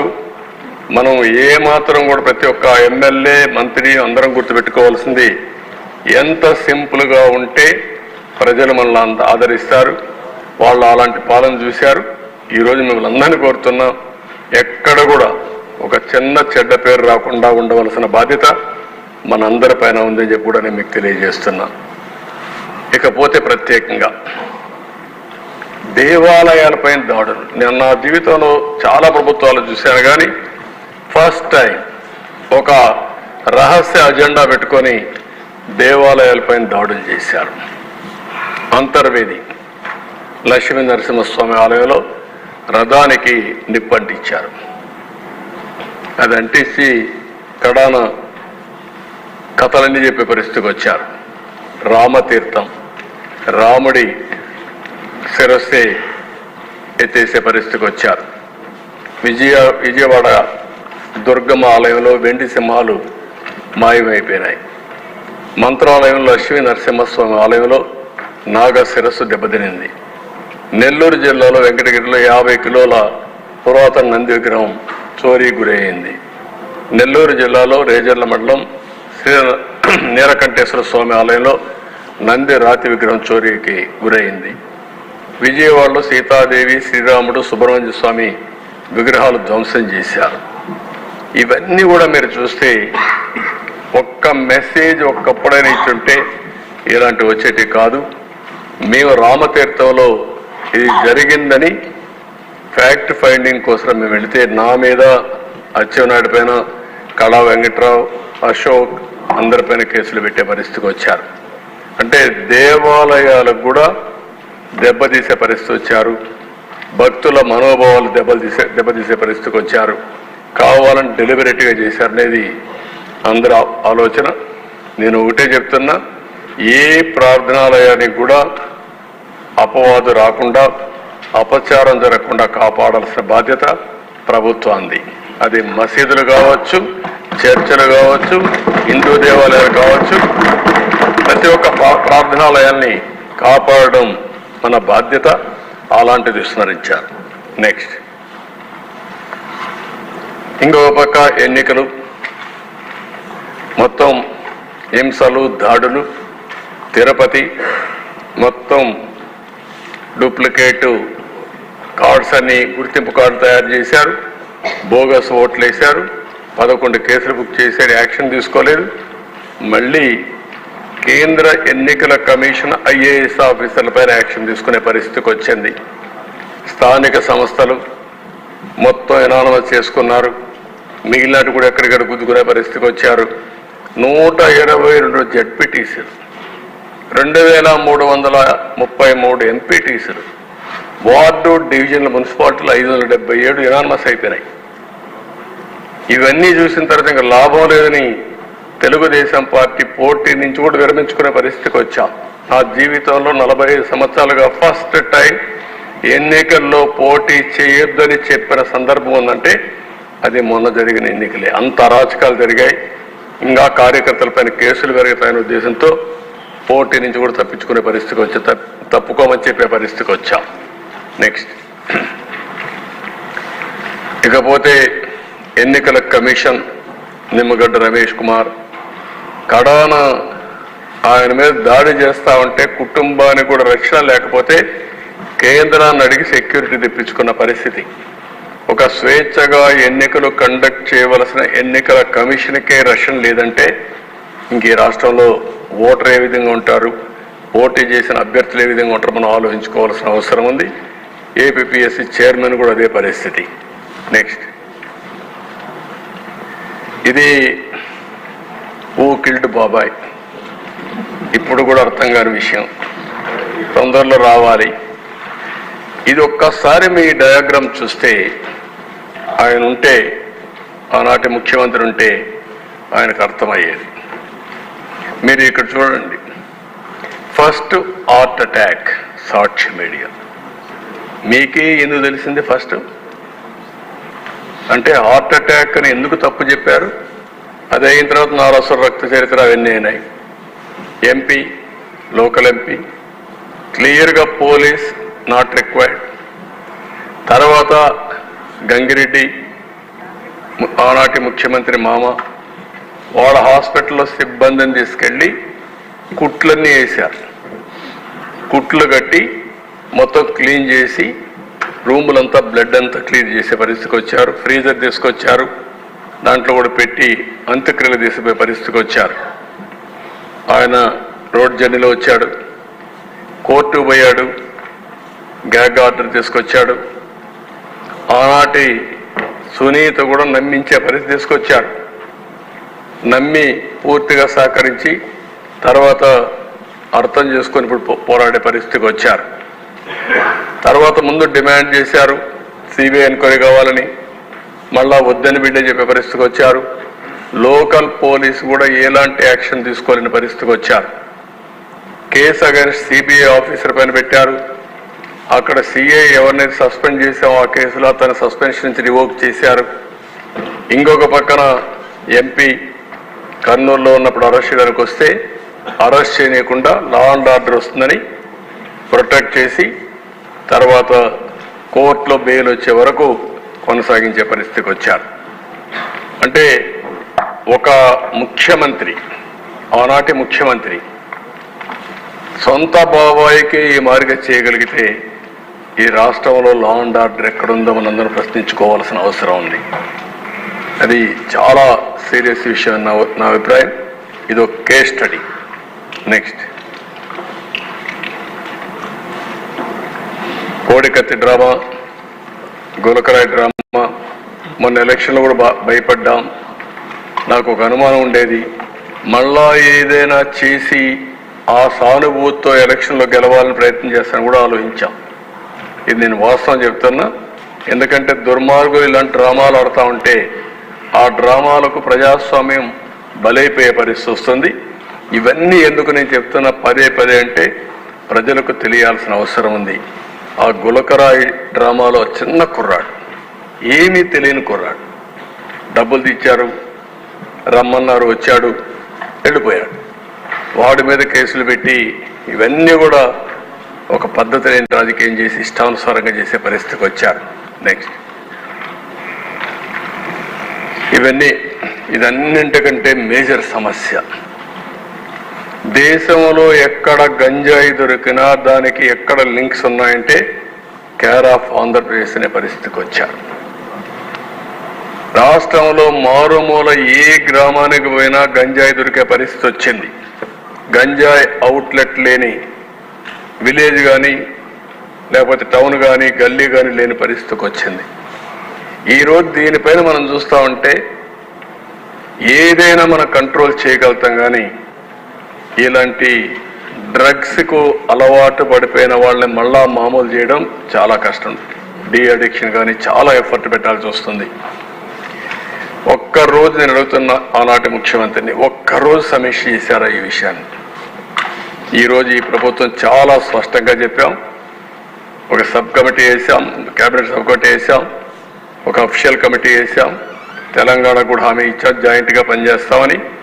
ఎట్టి పరిస్థితుల్లో ఈ రాష్ట్రంలో ఒక నిర్దిష్ట సమయం పెట్టుకొని ఒక కార్యక్రమం పెట్టుకుని గంజాయి రహిత రాష్ట్రంగా తయారు చేసే వరకు ఈ ప్రభుత్వం ముందుకు పోతాం, చేస్తాం. There is no second thought. నేను ఒకటే అపీల్ చేస్తున్నా, యువతకు అపీల్ చేస్తున్నా, కుటుంబాలకు అపీల్ చేస్తున్నా, మీరు కూడా మీ కుటుంబాల్లో చర్చ చేయండి. యువత కూడా మీరు ఆలోచించుకోండి. మీ జీవితాలు నాశనం చేసుకోవద్దండి. ఈ ప్రభుత్వం చాలా డిటర్మిన్డ్గా ఉన్నాం. ఎట్టి పరిస్థితుల్లో నియంత్రణ చేస్తాం, కంట్రోల్ చేస్తాం, ఎక్కడా ఉపేక్షించాం. ఇది జరుగుతుంది. కానీ ఆ సమయంలో కొంతమంది అలవాటు పడిపోయిన వాళ్ళు ఇదే చేస్తారు. ఏజెన్సీ ఏరియా కానీ ఇంకా ఎక్కడైనా సరే గంజాయి పంట చేసే వాళ్ళకు కూడా విజ్ఞప్తి చేస్తున్నాం. మీకు కష్టాలు ఉన్నాయి, మీ కష్టాల కోసం ఈ పంట చేసి సమాజాన్ని నష్టం చేయడం మంచిది కాదు. వాళ్ళకు ప్రత్యామ్నాయంగా ఏం చేయాలో చేద్దాం. వాళ్ళ మీద ప్రత్యేకంగా ఈ ట్రైబల్ ఏరియాలో కానీ మిగిలిన ప్రాంతాల్లో కానీ ఎవరన్నా గంజాయి పండిస్తూ ఉంటే ఆల్టర్నేటివ్గా ఏమేం చేయాలో ప్రభుత్వ ఖర్చు కూడా ఇచ్చి అన్ని విధాలు చేస్తాం. గంజాయి మాత్రం ఎట్టి పరిస్థితుల్లో ఆమోదించాం. ఈ చెడ్డ పేరు రాకుండా చూసుకునే బాధ్యత మనందరిది. ప్రజా చైతన్యం కూడా తీసుకురావాల్సిన అవసరం ఉంది. నెక్స్ట్ దీని మీద ఒకసారి చర్చ పెడదాం. నెక్స్ట్ సెషన్లో చర్చ పెడదాం. ప్రజా చైతన్యం కూడా తీసుకొద్దాం. ప్రజా సదస్సులు పెడదాం, పెట్టి మనం అవేర్నెస్ కూడా తీసుకొద్దాం. ఇక్కడ ఇది నేను లాస్ట్కి వచ్చాను. మీరు పోలీసులతో రాజకీయ నాయకులుగా మారిన నేరగాడు ముఠ. ఇప్పుడు ఒక విషయం నేను మిమ్మల్ని అందరినీ కోరుతున్నా. ఒకప్పుడు నేరస్తుల్ని రాజకీయ పార్టీలు కానీ రాజకీయ నేతలు కానీ సపోర్ట్ చేయాలంటే భయపడిన రోజులు. మన పార్టీలో ఒక 5-6 మంది నేరస్తులు ఉంటే వాళ్ళే చాలా చెడ్డ పేరు తీసుకొస్తారు పార్టీకి. ఈ 5 ఏళ్ళు ఏం జరిగింది? నేరస్తుడే పార్టీ అధినేతగా ఉంటే, ఆ నేరస్తుడే ముఖ్యమంత్రి అయితే ఏం జరగాలనో అదే జరిగింది. మాఫియా తయారైపోయారు. ఇప్పుడు ఒక థియరీ ఉంది. ఆ థియరీ మీరు సీక్రెట్ అని ఒక బుక్ ఉంటుంది. మీరు చదివిన వాళ్ళు చాలా మంది తక్కువ ఉంటారు. చదివి ఉంటే సంతోషం. ఆ సీక్రెట్ బుక్లో మీరు ఒక సంకల్పం చేసి ముందుకు పోతా ఉంటే మీ సంకల్పం జరగడానికి, మీ ఆలోచన బలపడడానికి, జయప్రదం కావడానికి అలాంటి ఆలోచన చేసే వాళ్ళందరూ వస్తూ ఉంటారు, జాయిన్ అవుతూ ఉంటారు. ఒక మంచి పని చేయాలంటే ఒక అడుగు మనం వేస్తే 2 అడుగులు కలిసి వస్తూ ఉంటుంది. అదే మరి చెడు వ్యక్తులు కూడా చెడు పనులు చేయాలన్నా ఆ సంకల్పానికి కూడా అలాంటి వ్యక్తులు చేస్తారు. అలాంటి వ్యక్తులందరూ వైసీపీలో చేరారు. నేను అడుగుతున్నా, ఇక్కడుండే మీరందరూ చెప్పాలి, చరిత్రలో ఇలాంటి నాయకుడిని ఇటీవల కాలంలో మీరు చూశారా? నేనైతే 45 ఏళ్ళు చూడలేదు. 45 ఏళ్ళు నేను చూడలేదు ఎక్కడ, నేను చదవలేదు కూడా. నేను 78లో ఫస్ట్ టైం ఎమ్మెల్యే చేశాను, 80లో మంత్రి. అప్పటి నుంచి రాజకీయాల్లో ఉన్నా. ఇప్పుడు దేశంలో సీనియర్ మోస్ట్ నాయకుడు నేనే. నా తర్వాత వచ్చిన వాళ్ళు మిగిలిన వాళ్ళందరూ ఉండే ముఖ్యమంత్రులు, లేకపోతే కేంద్రంలో మంత్రులు తర్వాత వచ్చారు. కానీ నాకు చరిత్ర అంతా కూడా చూస్తూ ఉంటాం కదా దేశ రాజకీయాల్లో ఉంటే, ఎక్కడ నాకెవరు తగల్లా కాదు. ఒక అతను దొరికాడు, ఒక నార్త్ కొరియాలో ప్రెసిడెంట్ ఉన్నాడు. చరిత్రలో ఒక అతను ఏంటంటే పాబ్లో ఎస్కోబార్ గెవిరియా. అతను ఇదేనండి, ఎస్కోబార్ అనే వ్యక్తి కొలంబియన్ డ్రగ్ లార్డ్. ఇతను నార్కో టెర్రరిస్ట్. అతను పాలిటీషియన్ అయిపోయాడు. అతను ఏం చేశాడంటే మొత్తం ఒక లీడర్గా తయారై మెడిలిన్ కార్టెల్ అనే పేరు పెట్టి ఈ డ్రగ్స్ అమ్మడానికి కారిడార్స్ ఎస్టాబ్లిష్ చేశాడు. ఎస్టాబ్లిష్ చేసి మొత్తం దీంట్లో $30 బిలియన్ డబ్బులు సంపాదించి, అది ఈరోజు $90 బిలియన్ వర్త్ ఆఫ్ వెల్త్ సంపాదించాడు దీంట్లో.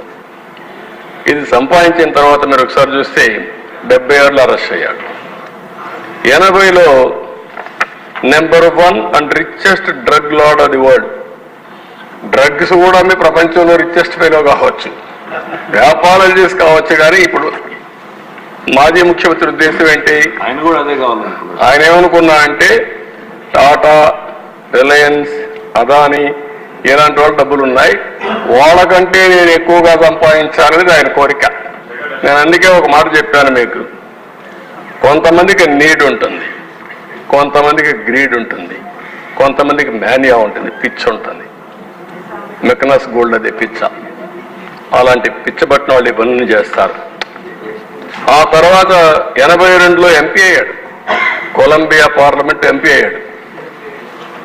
82లో అమెరికా అరెస్ట్ చేయాలంటే మేడ్ డీల్ విత్ కొలంబియా ప్రెసిడెంట్తో ఇతను ఓన్ ప్రిజన్ ఒకటి క్రియేట్ చేసుకొని లా క్యాథెడ్రల్ అనే ఒక ప్రిజన్ మంచి హిల్స్లో కట్టుకొని అక్కడే ఉంటా అన్నాడు.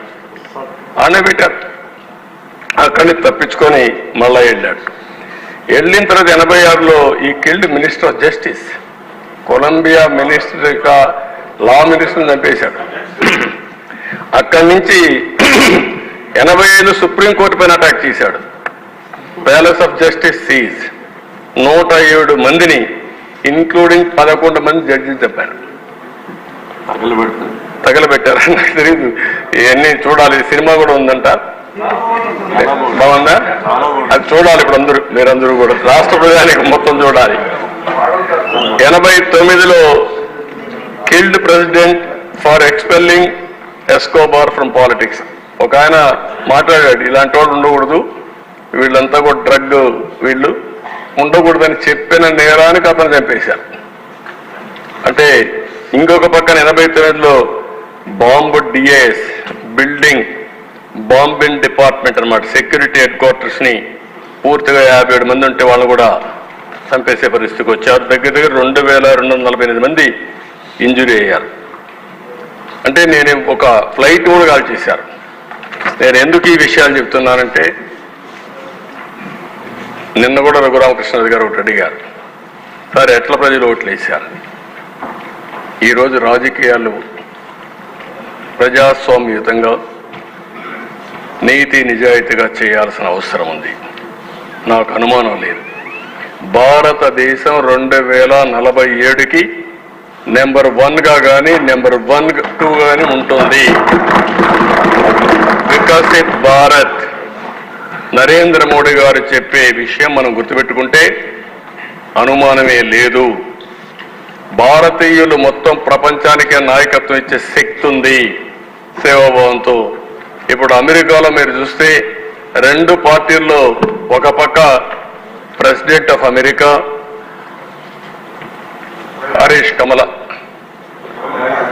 కమలా హరీష్ గారు ఈరోజు పోటీ చేసే పరిస్థితి వచ్చారు. ఇంకొక పక్క ఆ పార్టీలో కూడా వైస్ ప్రెసిడెంట్ వైఫ్ తెలుగు అమ్మాయి. అంటే ఎక్కడికక్కడ శక్తివంతమైన ప్రభావవంతమైన భారత జాతి యొక్క సంతతి ప్రపంచం అంతా వెళ్ళే పరిస్థితి వస్తూ ఉంది. One of the best democracy in the world India. అలాంటి డెమోక్రసీలో మీరందరూ గుర్తుపెట్టుకోవాల్సింది ఈ హింసకు తావుందా, ఇలాంటి నేర చరిత్రకు తావుందా మనం ఆలోచించుకోవాల్సిన అవసరం ఉంది. ప్రజలకు కూడా చెప్తాను, నేను ముఖ్యం కాదు, ఈ రాష్ట్రం ముఖ్యం. నేను శాశ్వతం కాదు, ఈ రాష్ట్రం శాశ్వతం. అలాంటి ఈ రాష్ట్రాన్ని ఏ విధంగా మనం ముందుకు తీసుకుపోవాలో ఆలోచించవలసిన బాధ్యత. ఏదో ఇక్కడ అందరినీ మనల్ని ఇబ్బంది పెట్టారని నేను మాట్లాడడం లేదు. మీ అందరికీ ఇబ్బంది ఉంది, నన్ను ఇబ్బంది పెట్టారు. సరే, భగవంతుడు మనల్ని కాపాడాడు, అది వేరే విషయం, చరిత్ర. కానీ అందుకే నేను చాలాసార్లు మీటింగ్లో చెప్పాను, ఎవరు రాజకీయాల్లో ఉన్నా పర్వాలేదు, కానీ ఇలాంటి వ్యక్తులు రాజకీయాలకు అర్హత లేదనేది నా అభిప్రాయం. ఇప్పుడు కూడా స్ట్రాంగ్లీ బిలీవ్ దట్. ఆ విషయమే ప్రజలకు చెప్తున్నాను. మీరు కూడా ఆలోచించండి, అందరూ కలిసి ముందుకు పోవాల్సిందిగా నేను కోరుకుంటే. నెక్స్ట్, ఇప్పుడు వే ఫార్వర్డ్. పోలీస్ శాఖ పూర్తిగా ప్రవర్తనలోనే మార్పు తీసుకొస్తాం. కొత్త క్రిమినల్ చట్టాలపైన అవగాహన వేస్తాం, చర్చ చేస్తాం. లా అండ్ ఆర్డర్ ఎందుకు అవసరం, లా అండ్ ఆర్డర్ యొక్క ప్రాముఖ్యత ఏంటి, లా అండ్ ఆర్డర్ ఉంటే ఏమేమి లాభాలు వస్తాయో అన్నీ కూడా చర్చ చేస్తాం. ఏదైతే మోడర్న్ ఎక్విప్మెంట్ ఉందో అత్యాధునిక సాంకేతిక పరిజ్ఞానం తీసుకొచ్చి ఎవరు తప్పు చేసినా, నిన్న మీరు చూస్తే ఏ పరిస్థితికి వచ్చారంటే మదనపల్లి ఫైల్స్, ఇది లేటెస్ట్ కేసు. అక్కడ సిఎస్ అందరూ ఉన్నారు, దగ్గర దగ్గర 2000 ఫైల్స్ కాల్ చేశారు. అన్ని రిట్రీవ్ చేస్తున్నారు ఇప్పుడు. అంటే ఏ విధంగా వీళ్ళు తయారైపోయారంటే వీళ్ళు చేసే ఘోరాలు నేరాలు కప్పిపుచ్చుకోవడానికి దేనికైనా తెగాయించే పరిస్థితికి వస్తున్నారు. అందుకనే ఈ టెక్నాలజీ కూడా ఉపయోగించుకుంటాం. గంజాయి మారక ద్రవ్యాల బెడదపై పోరాటం చేస్తాం, ప్రజల్లో అవగాహన చేస్తాం, ఇంకా డిబేట్ చేద్దాం. ఎట్టి పరిస్థితుల్లో దీన్ని ఎరాడికేట్ చేయాల్సిన బాధ్యత ఈ ప్రభుత్వం పైన ఉంది. దాన్ని పూర్తిగా ప్రజల్లో తీసుకునే బాధ్యత ఇక్కడ ఉండే ఎమ్మెల్యేల పైన, ఈ డిపార్ట్మెంట్స్ పైన ఉందని చెప్పి నేను మీకు తెలియజేస్తూ, ప్రవర్తనాత్మక పోలీస్ శాఖ, నేరగాళ్ళలో భయం రావాలి. నేను అందుకే ఫైనల్గా ఒకటి చెప్తున్నా, లాస్ట్, నేర రహిత సమాజం, జీరో టాలరెన్స్ ఆన్ క్రైమ్. ఎక్కడ రాజీ పడే సమస్య లేదు, తన మన అనే భేదం కూడా లేదు. శాంతి భద్రతలో నూతన అధ్యాయం, new chapter in law and order will start, already started. ఎవరైనా మారకపోతే మళ్ళీ చెప్తున్నా ఈ హౌస్ ద్వారా, ఎట్టి పరిస్థితుల్లో మీరు మారకపోతే దాని సీక్వెన్సెస్ కానీ దాని కాన్సిక్వెన్సెస్ కానీ మీరు ఫేస్ చేసే పరిస్థితి వస్తుంది. లా అండ్ ఆర్డర్కి అభయడగండి, చట్టాన్ని గౌరవించండి. లా ఆఫ్ ది ల్యాండ్ ఉంది. అదే సమయంలో నేరస్తులు కూడా రాజకీయాల్లోకి వచ్చి నేరాలు ఘోరాలు చేయడానికి రాజకీయం ముసుగేసుకుంటే మాత్రం ఆ రాజకీయం ముసుగు చేసి ఎవరైతే నేరాలు చేసిన వాళ్ళని నేరస్తులుగానే ట్రీట్ చేసి పనిష్ చేస్తామని చెప్పి కూడా ఈ హౌస్లో మరొకసారి మీ అందరికీ తెలియజేసుకుంటూ, 5 ఏళ్లలో జరిగింది ఇది. దీనికి ఒకటే పరిష్కార మార్గం, ప్రజా చైతన్యం.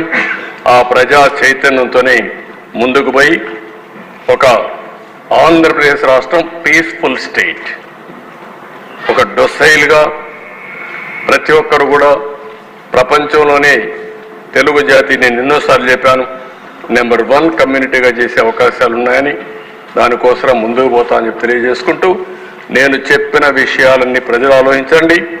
మీకు జరిగిన ఘోరాలు అన్యాయాలు ఇక్కడనే నేను చూస్తే 80%, 90% ఎమ్మెల్యేస్ అంతా బాధితులే. ఇదే సమస్య ప్రజల్లో ఉంది. వాళ్ళు చెప్పుకోలేని ఫియర్ ఉంది, భయం ఉంది. కొంతమందికి ఎవరికి చెప్పాలో తెలియని పరిస్థితి ఉంది. వాళ్ళు కూడా చెప్పమంటున్నా, మీకు జరిగిన అన్యాయాలు చెప్పండి. మీ అన్యాయాల్ని పూర్తిగా అరికట్టే బాధ్యత, మీకు న్యాయం చేసే బాధ్యత మేము తీసుకుంటామని మరొకసారి తెలియజేసుకుంటూ ఈ అవకాశాన్ని ఇచ్చిన స్పీకర్ గారికి మనస్ఫూర్తిగా నమస్కారాలు, ధన్యవాదాలు. థ్యాంక్ యూ అన్న. రాష్ట్రంలో గత ప్రభుత్వంలో శాంతి